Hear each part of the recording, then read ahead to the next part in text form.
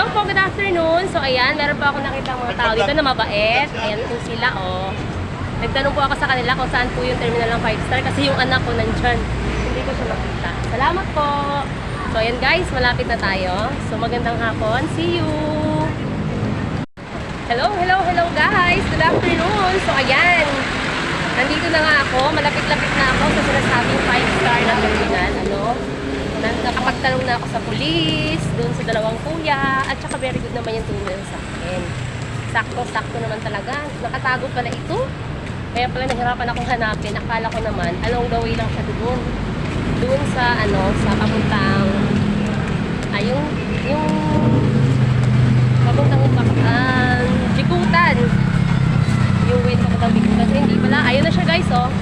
5 star. Ayun. Nandun yung anak ko.